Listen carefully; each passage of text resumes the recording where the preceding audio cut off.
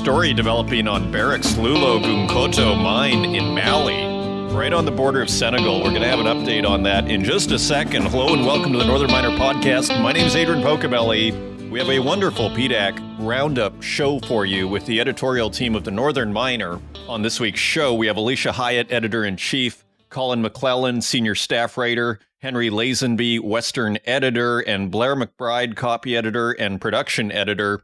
They all share their reflections on what happened at the PDAC convention, and many of them have been going for years and years. So it's a really interesting discussion. We have an interview with Bristow.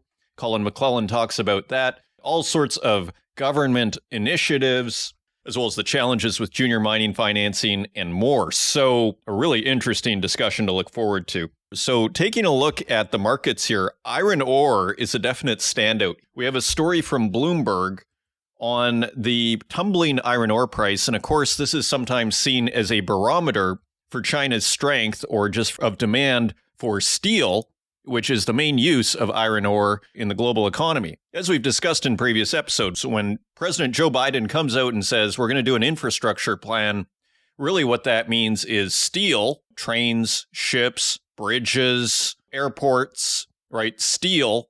And when you hear steel, you should think iron ore. And when you hear iron ore, you should be thinking of companies like BHP, Rio Tinto, Glencore, Vale.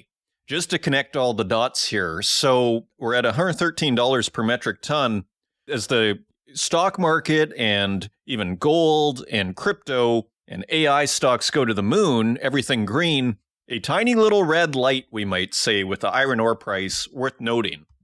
Now, also, gold is at $2,183, so hovering just below $2,200. So the move in gold continues, and interestingly, there was an article out of Bloomberg News correlating this rise with the drop in 10-year yields. Gold hits record-setting form as 10-year yield drops. You can find that on mining.com. And also, we are seeing continued central bank buying out of China. China splurges on gold for a 16th month as price hits record. This is Bloomberg News via mining.com. Bullion held by the People's Bank of China rose by about 390,000 troy ounces last month, and that takes their total holdings to 2,257 tons. So, continuing their buying spree.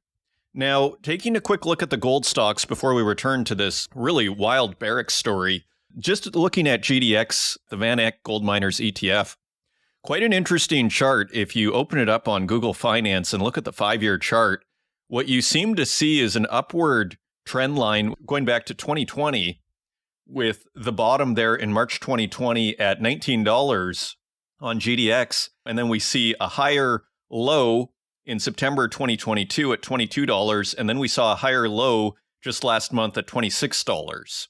So now we're at $30. And what's interesting is if you look at GDXJ, you see a very similar chart. And again, bottoming out in 2020 at $21, then in 2022 at $23, and now bottoming last month at $27, residing at just below $32 as I speak here. So gold stocks looking interesting. Now, turning over to this Barrick story, this came from the africareport.com, which I had to subscribe to, by the way, to get you this information, but they were the only people reporting this story. This really wild information, and just one report, so it has to be taken within that context. But we're getting a report here from the Africa Report that says in Mali, Wagner has big plans for gold mines. This shouldn't come as a total shock to us, as we remember the story. It is Mali that is collaborating with Russia in order to build a gold processing facility.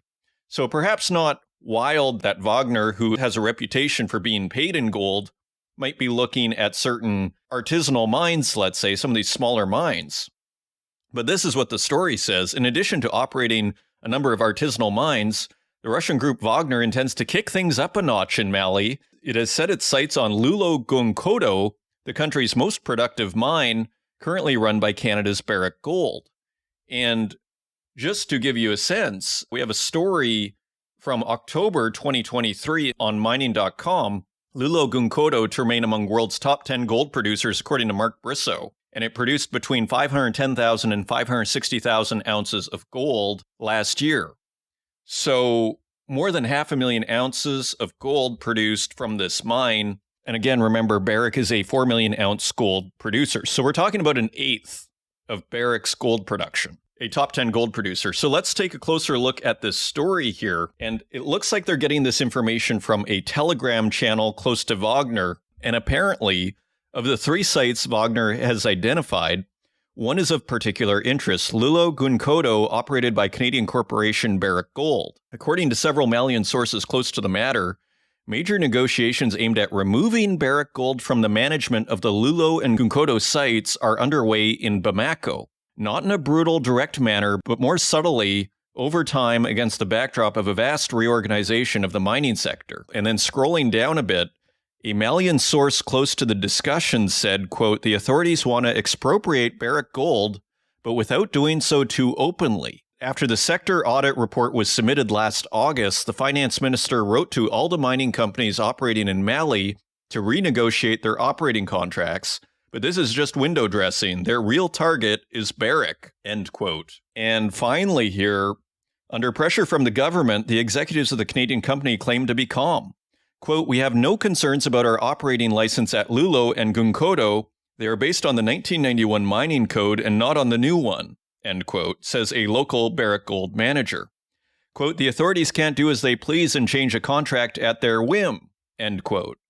This argument makes some Malian businessmen smile, leading them to point out that the colonels in power in Bamako do exactly as they please, including with various pieces of legislation.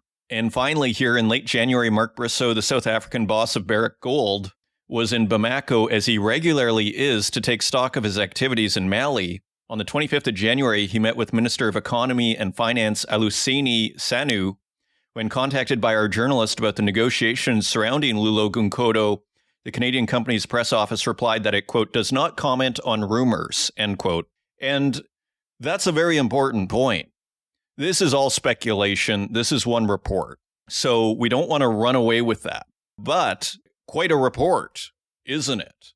Now, interestingly, the only other report I see on this is actually from Barrick Gold. This came out March 10th, and that report from Africa Report was from March 8th. And then March 10th, Barrick puts out a press release saying Loulo-Gounkoto delivers another value-creating performance, really celebrating the benefits of this mine. The Loulo-Gounkoto complex in Mali, one of the world's largest gold producers, has contributed more than $1 billion to the Malian economy over the past 12 months, maintaining its long record as one of the country's largest and most consistent revenue generators. The complex is on track to meet its production guidance for the current quarter and the year. There have been no time injuries or major environmental incidents during the quarter to date. Speaking to media and stakeholders at the mine today, Mark Bristow, president and chief executive of operator Barrick Gold, said the complex showed that a world-class mining business, developed by international investors but run entirely by Malians, could deliver real value to the state and the people. Scrolling down a bit, we have a quote from Bristow, quote, "We are also looking for fresh growth opportunities within the Loulo region, among other things through a high-resolution airborne magnetic geophysical survey designed to complete the next generation of high-impact targets," end quote.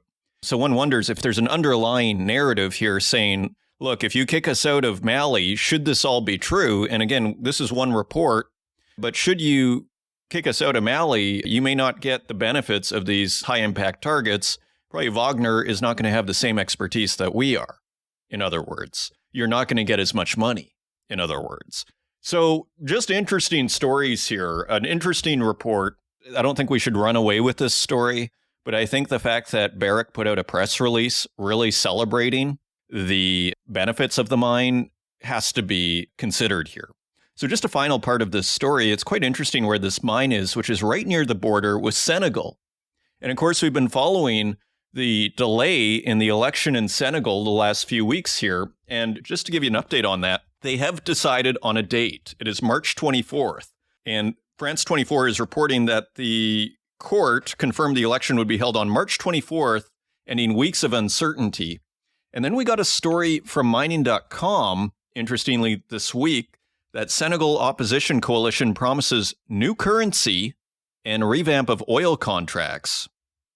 So, again, natural resources in the crosshairs here in Africa, center stage.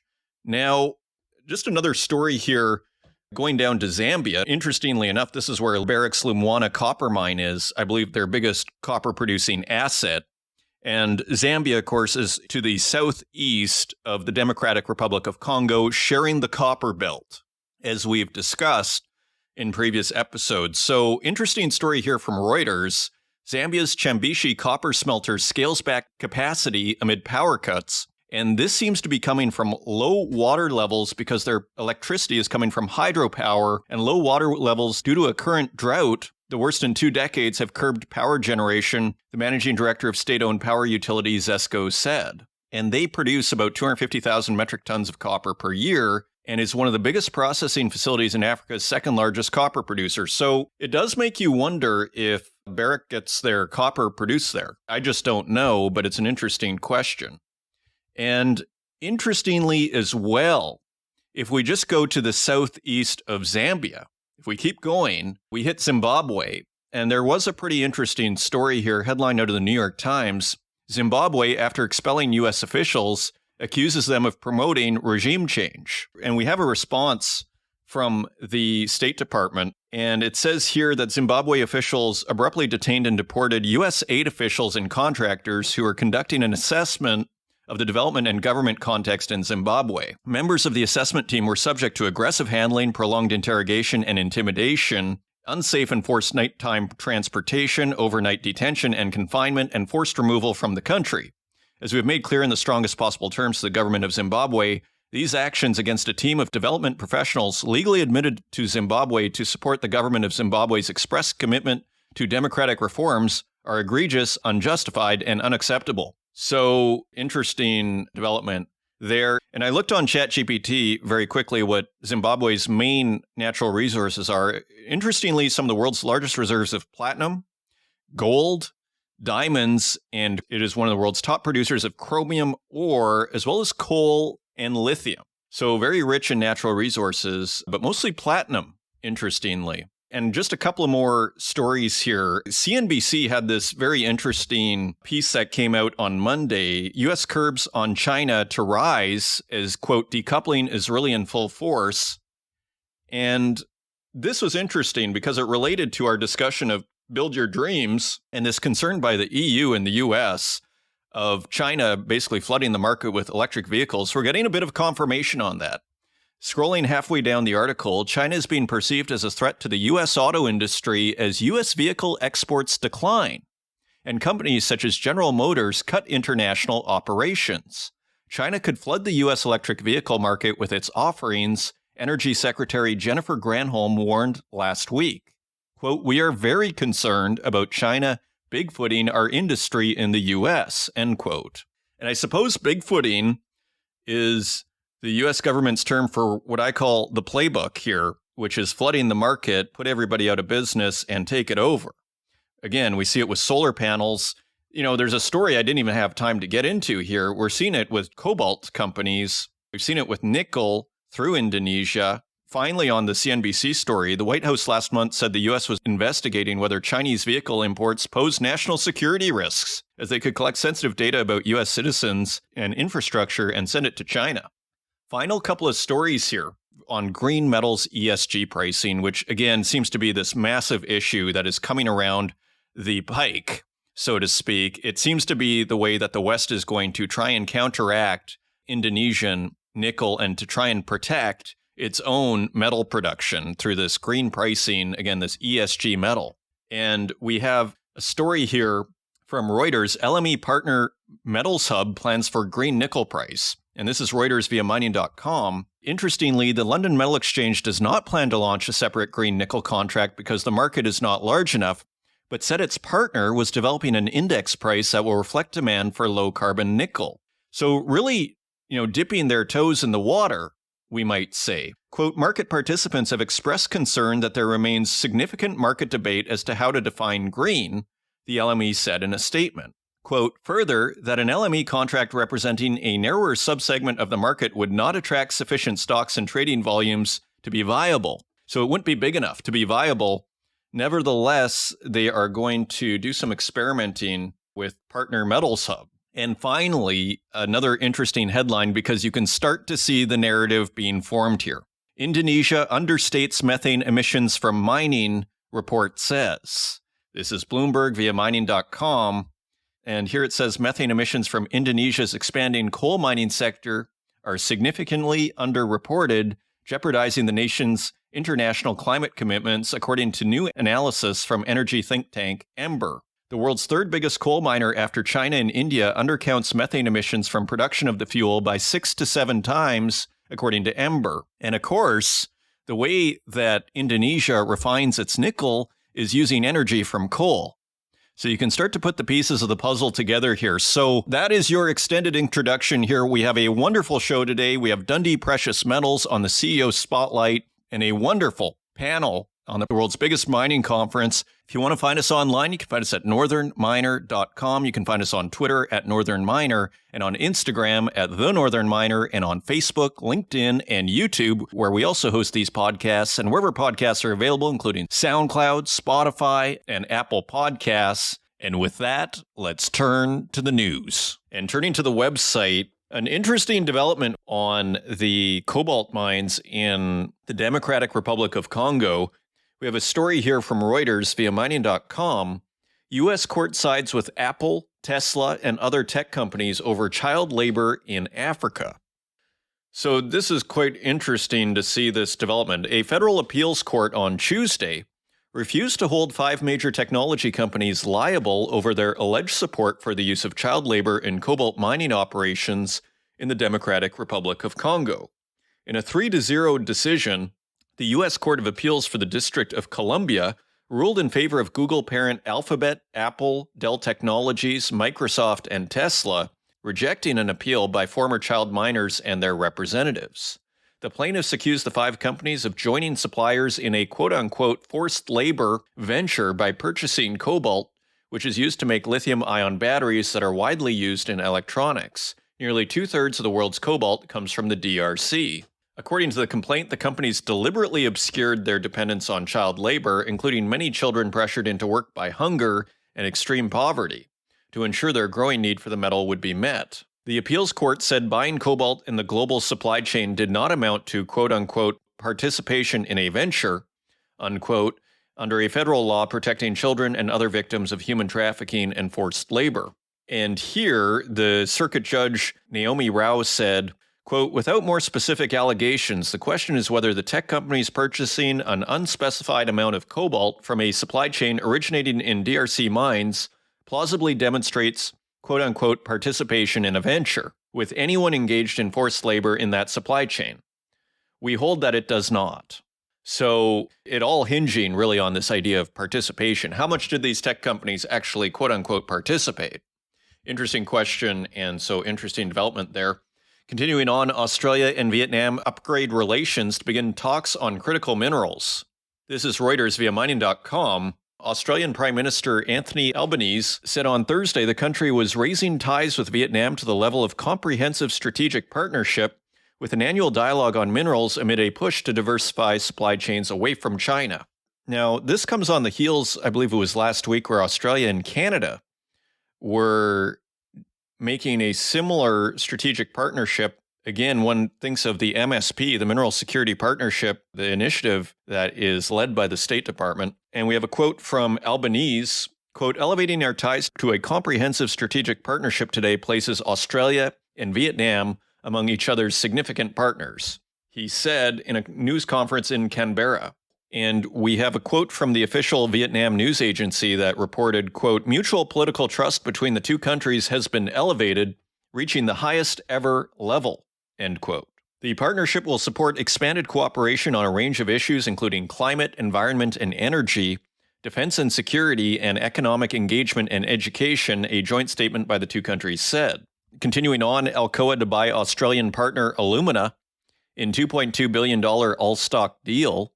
This is Reuters via mining.com. Alcoa will buy Alumina in an all-stock deal that values the Australian firm at $2.2 billion and makes the U.S. company one of the world's largest producers of alumina and bauxite. Shares of Alumina rose as much as 10% after Alcoa announced the deal on Monday, hitting their highest since August 2023.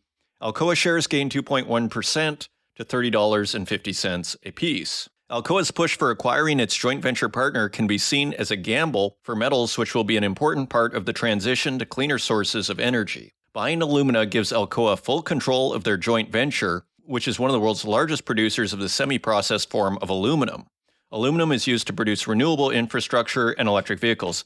As we've discussed in previous episodes, aluminum is light, but very durable. It is a very light metal, so it's often used in transportation. Think of planes, think of cars. It's not super heavy metal, so it's quite useful in that regard. So interesting move. Tim Waterer, chief market analyst at trading firm KCM Trade, said, quote, "It could be a win-win for both companies." So continuing on, copper fees plunged close to zero in test for China's smelters. This is Bloomberg News via mining.com. China's copper smelters are at a critical juncture after fees for processing imported ore collapsed to single figures, raising focus on whether they will keep resisting pressure for production cuts. A steep decline in the so-called treatment and refining charges has accelerated in March, with copper concentrate trading at levels more than 90% lower in the spot market than 6 months ago. That means squeezed margins or losses for smelters and points to a sharp tightening of the market after a series of unexpected mine disruptions. Now, you might wonder how this relates, and I'm still working it out myself, but the impression I get here is the less copper that is produced, the more competition there is to produce that copper between the different smelters, and hence the fees lower out of competition with other smelters in order to get the little metal that's there. So just looking at the article here, low treatment fees are a kind of stress signal in the global copper market and will be seen by the metal's more bullish backers as evidence that a long-anticipated shortage is emerging. Copper's role in the energy transition is widely expected to leave mines scrambling to keep up with demand, leading to much higher prices this decade. Still, a major driver of the plunge in fees has been a rapid expansion of copper smelting capacity centered in China, but also in India and Indonesia. That means the lower treatment fees won't necessarily translate to higher metal prices, especially if Chinese smelters refrain from making steep output cuts. And so here is another take on it. David Wilson, senior commodity strategist at BNP Paribas, quote, "This has less to do with a lack of mine supply growth and more to do with an excess of smelting capacity. That overhang of smelting capacity isn't something that's going to be particularly helpful for the copper price." So again, a mixed bag on copper, perhaps, but an interesting development. Also, Peru is still growing their copper output. We have a story here from Reuters via mining.com. Peru copper output seen growing to 3 million tons in 2024, minister says. Also, just a headline here, Sprott Asset Management launches Copper Miners ETF. This is Reuters via mining.com. And its top holdings will be Freeport, McMoran, Antofagasta, and Southern Copper. So interesting development there. And that's going to join the Sprott Junior Copper Miners ETF, which was launched in February 2023. So interesting developments there with Sprott. A couple of headlines here on First Quantum. First Quantum opens Panama mine for public visits in restart bid. This came out March 5th. This is Bloomberg News via mining.com. And they were opening its Panamanian mine to day-long visits by members of the public to gain support for restarting the giant copper complex under the next government. And then on March 7th, 2 days later, Panama asked First Quantum to suspend visitor program at disputed copper mine. And here's a quote from Jorge Rivera, Panama's trade minister, who said, quote, "The ministry informed First Quantum that these types of decisions, not only the visits, but any other activity, needs to be previously consulted with the trade ministry or the appropriate entity." So I guess they did that without notifying the government. And just touching on our PDAC coverage here on northernminer.com, junior miners see short selling epidemic. This is by Alisha Hiyate. And this came up at the very end of our interview. And it seems like it needs its own show. As Alisha Hiyate says here in her article, junior miners at this week's PDAC convention say recently proposed new rules about short selling could help stem the bleeding in their stocks, which are especially vulnerable to the practice. The January proposal by a Canadian regulator would apply to hard-to-borrow stocks like junior miners. Before shorting such securities, traders would be required to confirm there is stock available to borrow, or the short sale would be prohibited. Well, one would think this would already be in place. So it's kind of shocking. I guess this is what they call naked shorting, where you don't actually have the stock to borrow. Quote, they're basically going to hold the brokerage firms accountable, and quote, Kerry Knoll, chairman of Generation Mining, said of the proposed amendments by the Canadian Investment Regulatory Organization. Quote, people can't just call up and short and then go looking for the stock. End quote, he said on Monday at PDAC. And Knoll continued, quote, with juniors, you frequently can't find the stock to borrow. I have never shorted one, but I've tried many times. And when I have tried, I call around and see if anybody can borrow the stock, and it's always no. So interesting development there. Again, seems like a technicality, really, this idea of naked shorting. I think John Kaiser has brought that up many times. Another PDAC story, faster permitting key to advance critical minerals projects. Panel warns, this is by Blair McBride. And again, we go into this in our feature content and referring to permitting times. We have a quote from Kristen Straub, CEO of Wyloo Metals Canada. Quote, it's not just on government, it's also on us in industry. We want to work with First Nations and NGOs and get groups to the table and ensure conservation and Indigenous rights all come together, said Straub, who is also a member of Henvey Inlet First Nation in northeastern Ontario. Another story here, this is Alisha Hiyate. Some junior miners must die so others may live, panel says. So great coverage here on the Northern Miner of the PDAC convention. And another great story here, this is Colin McClelland, the pros and cons of artificial intelligence at Agnico, Kinross, and IAMGOLD, as well as an interview with Barrick CEO Mark Bristow by Colin McClelland. So full coverage here on the Northern Miner of what is happening in the mining sector at the PDAC convention. Those are your news stories. Now, let's take a look at metal prices.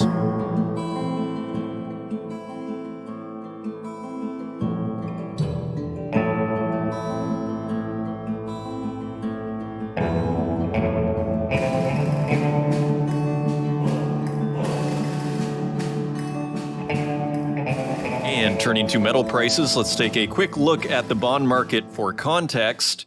And the U.S. 10-year bond is yielding 4.1%. That is 0.09% lower than last week. The UK 10-year gilt is back below 4% at 3.97% yield. That is 0.11% lower than last week. And Italy's 10-year bond is also lower, yielding 3.62%. That is down 0.15% in yield. So bond yields coming down with UK and Italy below 4%. Turning to precious metals, gold is trading at $2,182.30 per ounce.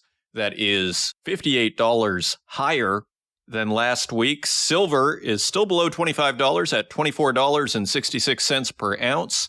That is 55 cents higher than last week. Platinum is trading at $939.25 per ounce.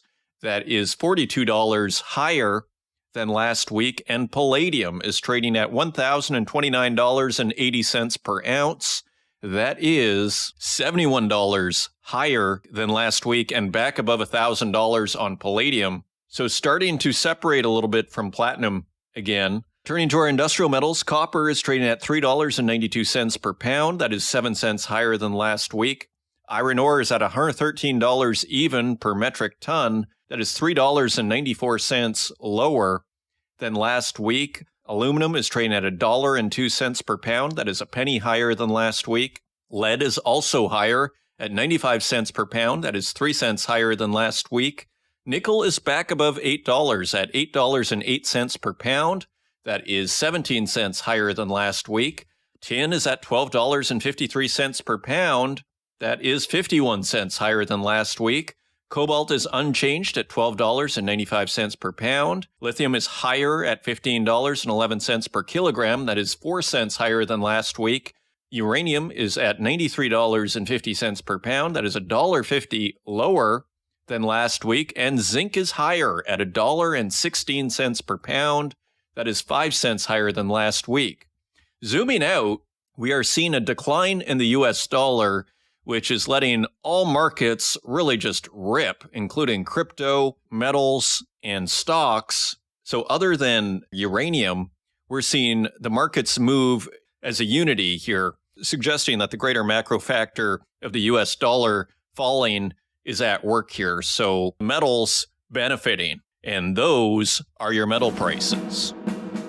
Coming up, I'm very pleased to welcome the editorial team of the Northern Miner to discuss the Prospectors and Developers Association of Canada convention that occurred last week from March 3rd to March 6th in Toronto, Canada. It is the world's largest mining conference. We get the whole view and analysis of what the editorial team experienced while they were at the conference. And it features the Northern Miner's Alisha Hiyate, who is editor-in-chief, Henry Lazenby, Western editor, Colin McClelland, senior staff writer, and Blair McBride, copy editor and production editor. And we go into depth of their experiences of the conference, how it was different from previous years, and all of the changes and updates in the overall narratives in the mining sector. So a very interesting discussion. I hope you enjoy it, and I will see you on the other side.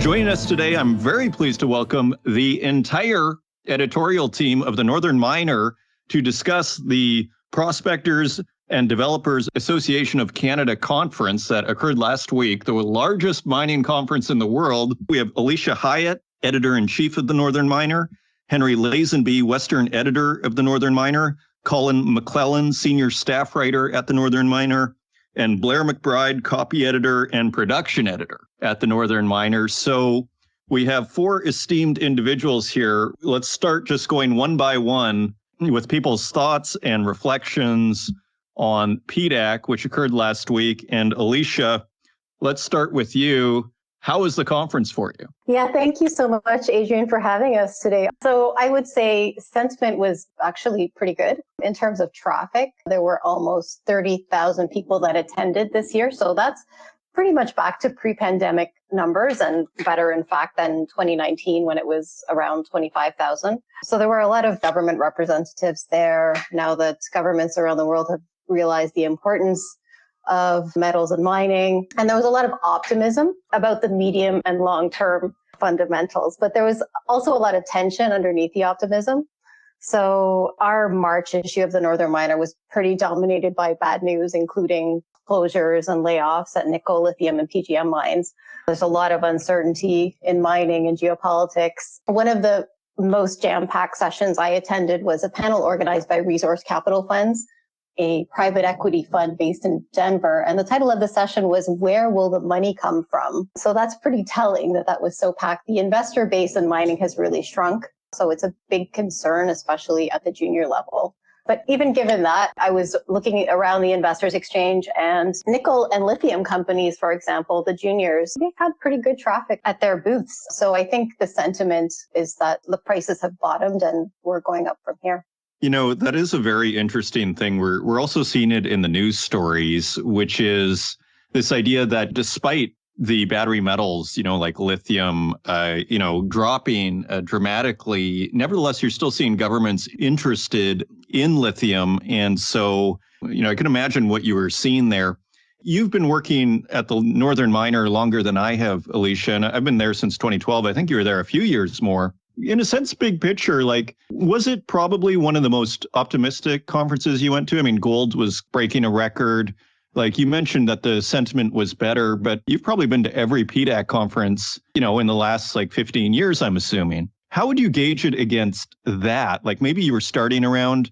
Yeah, that's right. I joined the Northern Miner in 2005, so I've been to many, many, many PDACs now. I would say, when I started, the industry was just going up and up and up because of the demand from China, the commodity super cycle driven by China. And we've seen a lot of bumps since then. So since the peak in 2012, I would say it was generally positive. But like I said, there's a lot of tension underneath that optimism. So I don't think it was the most optimistic conference that I've been to. That said, the junior mining industry in particular is full of optimists. So they tend to try to find the silver lining in whatever the situation is. There's definitely, good prospects for the future, but there is a lot of challenges. Indeed. Yeah, what a mixed environment it is from just a pure story perspective. A lot of good tailwinds, we might say, and a lot of causes for concerns over funding these exploration companies. Colin, you interviewed Mark Bristow while the gold price kind of broke out to a new record. Tell us what your experience was. How did you experience the conference? Well, that was one of the high points. I guess we had this dichotomy between nickel and lithium crashing and gold soaring to a record right during the conference. So kind of exciting in a way. But at the same time, of course, you have this wide divergence between the gold price, the metal, and the gold equities, the value of the companies mining it. And people are complaining that that just seems to keep widening every year. Now, Bristow, he was looking at the gold price, obviously, his company doing really well because of it. And he's pointing to global tensions there, global financial risks, geopolitics, a 5% growth being announced in China by the Communist Party there. It's a bit lower than usual for the Chinese, who've had this soaring economy for, a couple of decades now. So there's a bit of concern about the Chinese growth pattern. Also in the EU, they've downgraded their economic forecast for this year, just because the end of the coronavirus seems to have bit harder. The high interest rates and the household economies have been hurt more than expected in the EU. And then you've got, of course, the wars in Ukraine and Gaza and the Red Sea, the Houthis striking at ships, causing chaos in international trade. So all these factors kind of combining, and he's pointing to sort of a de-globalization, de-connection. Trade is being reduced. That's the sum part of all these measures and influences that are happening. And you got the rise of kind of protectionist trade policies. Traditionally, Democrats in the United States are more protectionist, but if Trump got elected, he's even more protectionist. That kind of set the groundwork for the gold price situation. Right. And as far as your interview with Bristow, was he in a good mood? And did he bring up copper? Because he's been bringing up copper quite a bit the last, 2 or 3 years as a kind of an important part of the company's strategy. Did he mention copper at all? Sure, of course. Bristow isn't alone among gold CEOs trying to branch out in copper because they see the future there, an energy transition metal that often occurs in the same geological structure. Two birds, one stone kind of idea. He's got the huge project in Pakistan, Reko Diq, being developed now. I think it's a $7 or $8 billion US project, gigantic. Of course, we've had First Quantum in Central American company of Panama. It's copper mine there, Cobre Panama, getting into trouble with the government, and the government shut it down. And then there was talk last year, was Bristow in talks with First Quantum, maybe take it off their hands. Bristow has this kind of philosophy. He likes going to maybe some places that might be seen as risky. He likes this kind of the challenge of taking something that's maybe a bit performing less than optimum, a bit screwed up, and transforming them. Acacia mine in Tanzania being one. Reko Diq in Pakistan was undergoing a arbitration hearing with the government, took 10 years to resolve. He likes these challenges. Fortunately for the Cobre Panama copper mine, he dismissed that there was any talks. He can't be seen talking unless, it's an official declaration by the company doing so. But it would seem to fit his pattern of buying something in trouble and transforming it. I think that's a really keen insight you're bringing. Ever the diplomat, Mark Bristow, it seems like he loves to work with governments, and he really has, I would argue, pioneered in a large degree this kind of partnerships with governments where they really do feel like they've gotten a good deal on their side of things. So very interesting there. Do you have anything quickly to add? No, just on your point about him working with governments, certainly true. In Pakistan, Barrick is only getting half of the project. A quarter is going to the Pakistani government, and a quarter is going to the local state, Baluchistan. So, exactly. And Porgera and Papua New Guinea, same kind of thing. First Quantum would make a lot of sense. Like that's the kind of territory, especially if it feels like a hopeless cause. That seems like territory he'd be interested in. Henry, you were also at the conference. You were doing interviews. Tell us about your experience there. What were you doing there? And what were your kind of general thoughts about PDAC? Yes, thanks for having me, Adrian. This PDAC was my 10th one I attended since 2012. And I have to qualify my comments as I viewed the entire PDAC through the lens of being sequestered in my little video booth on the 700 level there, where I conducted about 40 interviews in 3 days. So it was a pretty intensive schedule. We had a good section of industry representatives from corporates to analysts and also government representatives talking to us. So my analogy of gauging the sentiment really is hearkening to a layer cake. On the top layer, you have a creamy or frothy layer of optimism, which to Alisha and Colin's points was definitely present. I think as participants in the mining industry, we have to be eternal optimists. That being said, the fundamentals for most of the commodities do look strong into the medium to long term. Then you'll get to the middle layer where I think there's an entire cohort of companies that are more realist with their expectations and business plans. And these are, in fact, companies, juniors. They are able to raise funds in this market. They are currently having drilling programs or are planning to get out in the field this summer. They are proceeding. And then there's like the bottom cake where a depressed layer, essentially, where you get juniors moaning very loudly about the lack of access to capital. One might argue, scratch your head, in brackets, are these the cohort of zombie companies, perhaps, that everybody is waiting to die because they are not really moving the needle forward on any material mining projects, but just continuing to exist? And so those questions remain. In terms of some of the key interviews we had, we did have Wheaton Precious, Metals Focus, World Gold Council, EY, RCF, a broad section of viewpoints.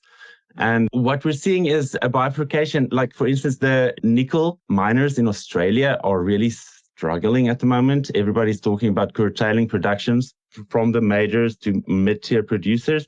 But then conversely, some of them, like Wailu, is in fact investing in exploration in Ontario.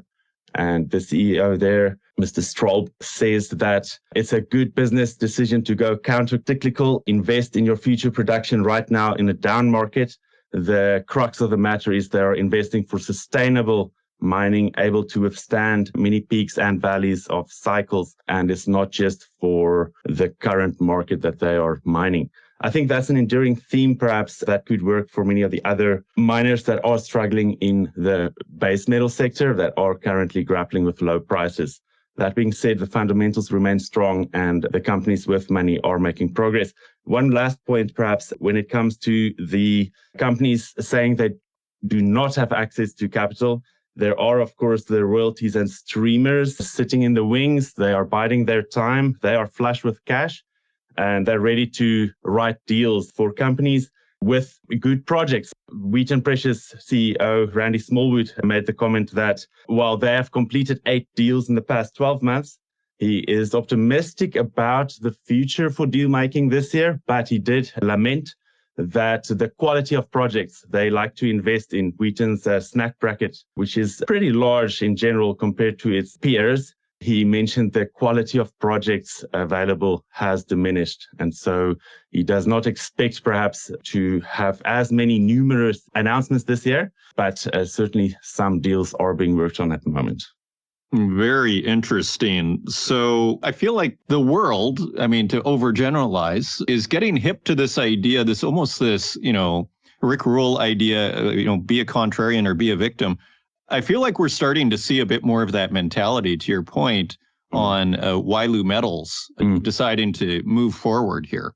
It's quite interesting. And was there anything else that you saw? Like, I almost want to call it the party index. Did you manage to go out with all the interviews you were doing? Because usually there's just like a cascading waterfall of parties that you can go to. You've been there for 10 years. What was your sense of kind of the nightlife, so to speak, of PDAC as a kind of measure of sentiment? Yes, that's an interesting point, Adrian. It definitely is worthwhile paying attention to the the caliber of parties being laid on after hours during PDAC, that's often where a lot of the networking takes place, and one could argue the deal making really takes place. So I did notice this year several mainstream media articles that actually did delve into the party scene around PDAC. That, in my mind, usually speaks to a lack of general deal-making news coming from the conference itself. It speaks to the sentiment to a little bit muted, perhaps no real major deals emanating this year or major tax break announcements from the federal government yet. So it's an interesting gauge. I did see a little bit of a heightened level of entertainment, such as First Majestic Silver renting out the Ripley's Aquarium there in downtown Toronto. There were several other big names making quite a splash. It leaves the door open for speculation as to, why these lavish parties. But in my mind, it does speak a little bit to what's the real sentiment on the floor like. Well, I am happy to hear the aquarium party is still going there. That is, a successful PDAC on a certain level. And I guess just a very quick question here before we turn to Blair. If you had to guess, do you think the PDAC organizers saw the conference as a success? In a sense, Alisha was saying, 30,000 people. They have to see that as a success. But just from your perspective, having been there and spent 3 days there or more, do you think they consider it a successful conference? I would indeed say so, just by the token of the volume of people present. The whole point of the conference is to network people together.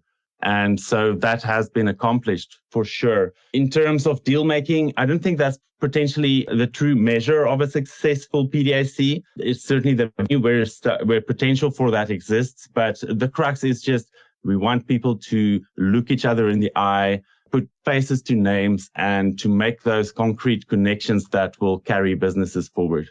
Okay, excellent. And Blair, tell us, have you been to PDAC before? Was this your first or second PDAC? What was your experience going there? What were some of the highlights for you? Yeah, so this was my second PDAC. I found it this year was less hectic than last year because I wasn't involved in the video interviews that I was in last year. That took up a lot more time and logistics. So this year I had a bit more time to wander around the trade show floors and met more people from companies I've interviewed for past stories. So that was fun. I didn't really get an opportunity to do that last year.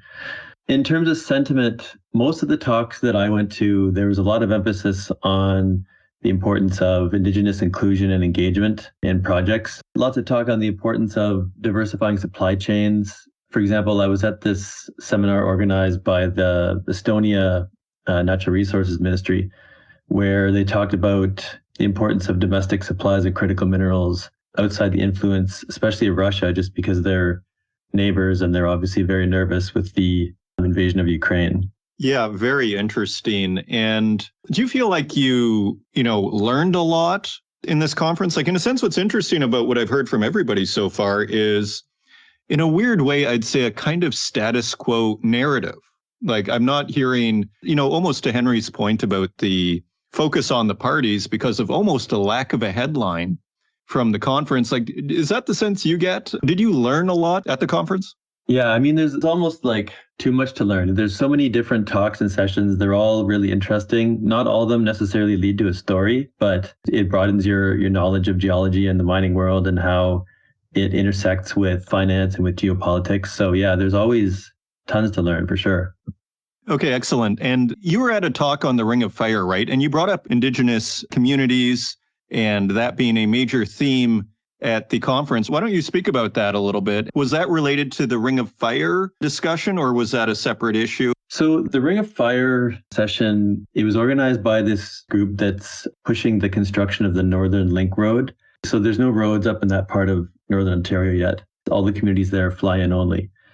And so this road that would connect the Southern Road Network with two First Nations communities, the Webakwi and the Martin Falls First Nations, it would connect them and it would connect to a road that would go north into the Ring of Fire region if it's developed into a mine. So this seminar showed a documentary on the engagement they're doing with the communities up there, teaching them about the road, everything that might be needed for it, translation into the different Indigenous languages in that area. So the company, there's also an engineering consulting company that's working with them. And they had a lot to say about how they're doing a lot of engagement with, the guy said 22 communities in that region, most of whom don't support this road or the mines. And they just really want to hear their concerns about this project. They really want to hear where they're coming from. And they've had different Indigenous rights and treaty sessions in Thunder Bay with representatives of the communities just to hear their concerns about it. And so I spoke with one of the chiefs. He was from the Wabakwi First Nation, and he basically just said that they really want the economic development benefits that the road and the mines could bring, although he said he understands why other First Nations don't agree with it. And there were lots of comments there as well from members of other communities who they don't necessarily, I remember one man said that he doesn't agree with it. Many people in his community don't, but they're not trying to tell other communities not to go for it. They just want to let other communities know that they have concerns. And this is, just to clarify, this is simply for building a road. Yeah, that's right. This seminar was only about the road. It wasn't about the mine. Incredible. Exactly. Because you think if the road's going to be this hard, how hard is the mine going to be? But I guess it's one step at a time, and you just have to be pragmatic and just work through it till everybody is kind of on side. Yeah, that's right. And this seminar was paired with an announcement by the province of Ontario. They inked an agreement between those two First Nations and the government that will bring, it's not exactly an agreement for the road, but it brings it closer to fruition. It's an agreement on like peripheral infrastructure that would be related to the construction. So it's just taking one more small step forward. Okay, excellent. And Alisha, turning back to you, so what was your experience on the government side of things? Like, did you go to the opening party where usually they come out and announce that they're going to extend the flow-through share financing deal? It was like the one predictable thing that you knew would happen. It doesn't sound like it happened this year. You also saw the president of Ecuador. Tell us what you experienced from the government side of things. Yeah, that party that you referenced that used to start off the conference, that was the media party, and they've cut that. They cut that a few years ago. So I'm not upset about it, though. Yeah, there was no announcement like that, no. I did attend a luncheon with the new president of Ecuador, Daniel Noboa. He was elected in the fall. And he took over after the previous president of Ecuador, Guillermo Lasso, dissolved Congress last year rather than facing impeachment charges. He had been accused of corruption. So Noboa is really interesting. He attended with a bunch of his ministers. They're all very young. He's only 36. He comes from one of Ecuador's richest families who's made their money in the banana business.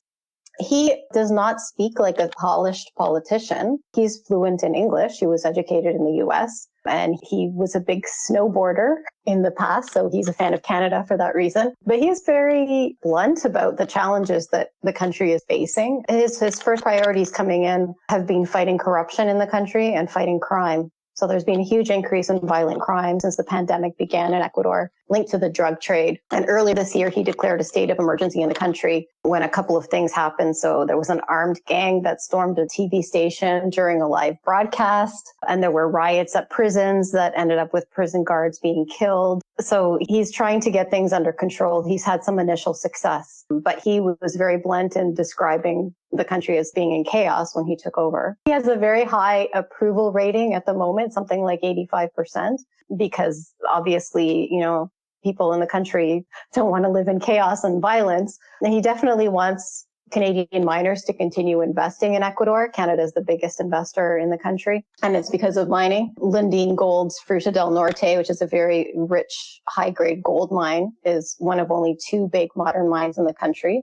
And he is trying to negotiate a free trade agreement with Canada. But there are definitely issues in Ecuador with Indigenous and environmental opposition to mining. So it's going to be very interesting to see how he handles all these factors. And usually there's a country that sponsors PDAC. Often it's been from like Latin America or one of the major sponsors. Was it Ecuador this year? Sometimes it's Peru.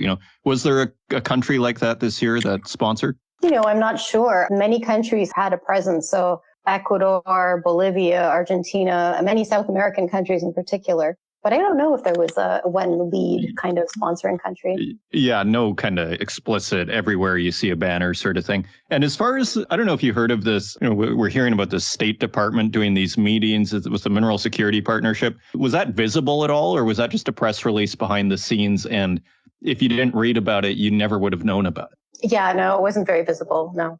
I would think. Okay, very interesting.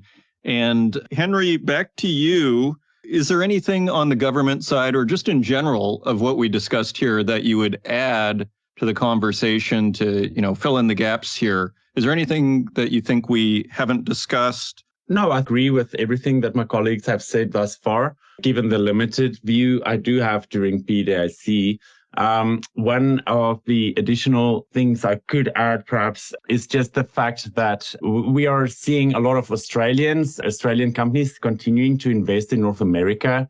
And I guess that's something we might be discussing in just a few minutes as well. So excellent. So Colin, you saw the Minister of Natural Resources, Jonathan Wilkinson, speak at the conference. What were your thoughts on that speech? Well, he was there to make an announcement, $10.4 million for 7 Indigenous projects. So again, highlighting Blair's points about Indigenous activity being, one of the themes increasing there. But really, all the reporters, me included, wanted to ask him about, was Canada going to crack down on China investing in Canadian companies? The sort of Chinese divestment issue. He seemed a bit surprised that we were asking about that.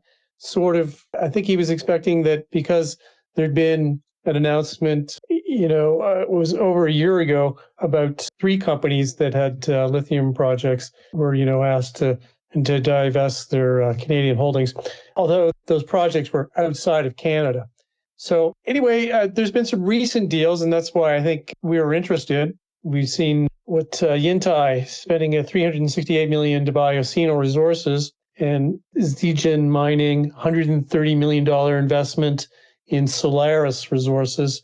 And then up north, we've got Shengi Resources buying rare earth stockpiles from the Neshalacho rare earth project in the Northwest Territories run by Vital Minerals. So there was some kind of, expectation like, well, why did these deals go through if Canada's cracking down? Wouldn't these kind of companies be told sort of like, they shouldn't be doing that? And he said he's not getting a lot of feedback. The feedback he gets from the junior mining sector is that everybody understands where it's happening. And he wouldn't speak to these deals precisely. But there is some wiggle room on these deals if you look at them closely. Osino is dealing in gold, and that's not a critical mineral, and the policy is directed to critical mineral projects. And also it's operating in Namibia, so a bit off the radar. And then the rare earths, it's not a Canadian company. Vital is an Australian company. So there's a bit of wiggle room on some of these deals. Anyway, he seemed to move the discussion forward a bit by suggesting that Canada is going to take a look at offtake agreements. So when there's this First Quantum back to Cobre Panama in Central America, it's in financial trouble because of the authorities have shut it down, but it was able to secure a $500 million US deal with its largest shareholder, Jiangxi Copper, for offtake agreement from a Zambian mine. So should that qualify for, the crackdown? Because it's an offtake agreement that amounts to an investment. It's almost a loan for the company. So these are the things that the minister, Jonathan Wilkinson, said it's going to be ongoing discussion in his department, Natural Resources, to establish clearer guidelines. There was some good news on the front, I guess, for the government. SRG Mining out of Montreal canceled a $16.9 million deal from China. It was going to re-domicile the company in Abu Dhabi, has decided to renege on taking the investment, and I think it's pulling back from the re-domiciling too. I think I saw that story, and very interesting update there. And again, it almost sounds like Jonathan Wilkinson was caught a little bit flat-footed on that whole discussion. It sounds pretty complicated, to be fair. Yeah, well, you got to keep tallies about where all the companies are operating, And some of these companies, they might be domiciled in Canada, they're Vancouver-based, but maybe a lot of them are made up of Chinese investors. So it takes a fair bit of, investigation, keeping up to speed on the different projects and what's going on. But interesting anyways that they're going to consider offtake agreements more closely. Yes, indeed. And Blair, is there anything that we haven't talked about, any highlights that happened to you, anything you notice as you walk the floors that we should mention? I mean, almost every year I remember, usually there's copies of the Northern Miner that are given away. Did we do that this year? Yeah, there was lots of copies out and around, yeah. Yeah, so it was really quite something that our cover story for our March issue, and our March issue was available everywhere at the conference, was referenced by many of the panels at the conference. Our cover story was written by Colin. It was an interview with Frank Giustra and Pierre Lassonde about the pension funds in Canada not supporting mining and kind of blaming them for letting our big companies, big mining companies like Noranda, Falconbridge, Inco, Alcan be acquired by foreign companies. So I don't know if Colin wants to speak a little bit more about that one. Yeah, I mean, it's a difficult argument to make because pensions are in the business of risk-free investments because they're usually involved in retirement funds. So to heap a lot of blame on them, okay, you got to pull back a bit because mining is seen as a risky business, right? But at the same time, hey, these pension funds have pretty well zero invested in Canadian mining, not hardly anything. Not even big companies. So, I think it is right to call them on it. Going forward, maybe there'd be some movement on it. Especially in the context of a, bifurcating to a certain degree global economy. I mean, it's different when we have 100% globalization, but when we're starting to see that being pulled back or starting to divide along lines here, maybe the investment thesis changes from a globalized kind of where can we get the most return to what is actually contributing and helping out to a certain degree the so-called friendly nations. Just wanted to make one more point that a lot of people have pointed out that this is a big difference between Australia and Canada, and a big reason why Australians' mining market, including the juniors, has been a lot stronger than Canada's, because they have this support from their pension funds. And they also have this understanding of mining. Everybody owns BHP through their pension fund or otherwise, but we just don't have that in Canada. I don't think anyone's suggesting that pension funds invest in juniors. I just want to make that clear. The Australian investment funds are investing in companies like BHP, but I think that the takeaway is that in Canada, we could have our own BHP if there was this support for some of the larger companies, and that would trickle down to the juniors. That is super interesting. And Colin, did you have anything to add to that? No, it was great that you brought that up, Alisha. Also, pensions represent the biggest single entity of untapped wealth for, the mining sector. And when you have the junior miners, scratching their heads, not being able to raise anything, no one's interested in the stock market, even though stock markets have set records this past week. That's another confounding thing. When does the price of gold set a record at the same time as the stock market? I mean, that just shows you things are kind of confusing these days. It's a very interesting argument. It's almost like this tension between, shall we go after pure profit or do we need to weigh other matters into the equation? So super fascinating there. Henry, now tell us, the Northern Miner has a new initiative here for mining aficionados in Australia. Tell us a little bit about what you guys are working on there. Yes, connecting very well with the reasons we just discussed above. The Australian miners, almost as a sector, has been investing heavily elsewhere in the world, including Canada. It has emerged as the second biggest investor in Canadian mining in recent years, with figures well above $3 billion of investment, comprising mergers and acquisitions and asset exploration, development budgets, etc. So for that reason, we are starting a new Australia-focused section in the newspaper. We will be looking to cover some major developments. We'll deliver a in-depth feature with each edition, including fast news, little bite-sized news pieces that would try to update readers on significant deals that went down, significant announcements in exploration programs and or drill results, and any other relevant news. We'll also include a bit of an events calendar for Australia-based investors and companies. And that way, we hope to provide our readership with a more complete view of the current movers and shakers in the North American mining industry. I'll give you a brief preview of one of our features. I am currently investigating the emergence of an ESG price bracket, the potential for that, considering the general doldrums the base metal sector is finding itself in, particularly the nickel sector, with many Western Australian producers curtailing production at the moment, including BHP, Rio, Wailu. But then on the other hand, in North America, we're seeing these entities continuing to explore and invest in new projects in the same metals classes that they are currently curtailing down south. So it's an interesting dynamic to continue monitoring.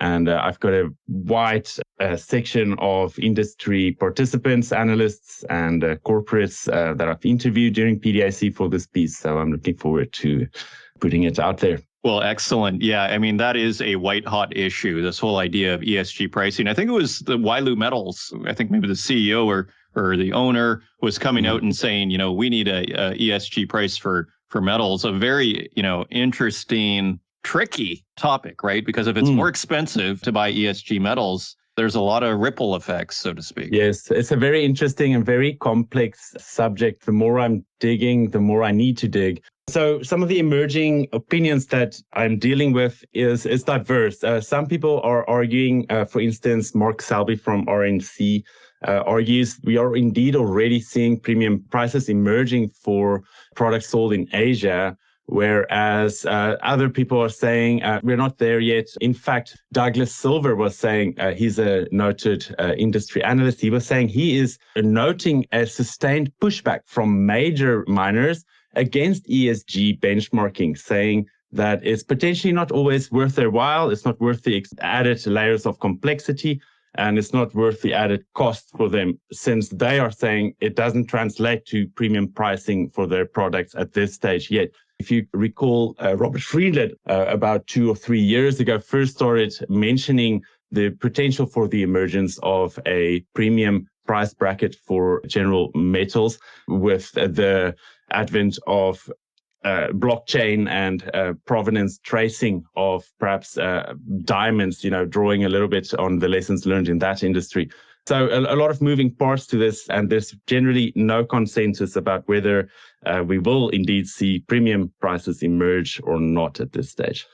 Kristen Straub, of the CEO of Wailu Metals Canada, he implied that in one of the panels that I was at. He said that he didn't specifically say Ring of Fire, like the Ring of Fire's mine, but he just said that he thinks that Class 1 nickel, if it's sustainably and ethically sourced in Canada and done with the right consultation with Indigenous groups, that people would pay for it. He didn't go into any specifics on that, but I just remember that comment.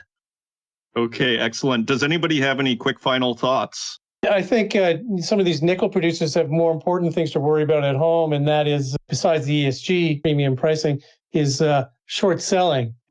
All right, excellent. Well, thank you all for joining us and telling us about what happened at PDAC. Alisha Hiyate, Editor-in-Chief of the Northern Miner, Henry Lazenby, Western Editor at the Northern Miner, Colin McClelland, Senior Staff Writer, and Blair McBride, Copy Editor and Production Editor.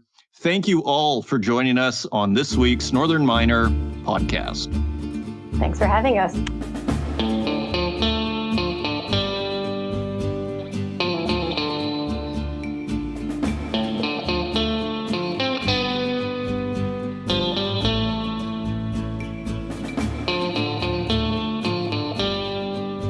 Thank you to the editorial team of the Northern Miner for sharing their views and experiences on the PDAC conference, one of the main events in the international mining calendar. It is a ritual of sorts for this industry, so I hope you enjoyed that.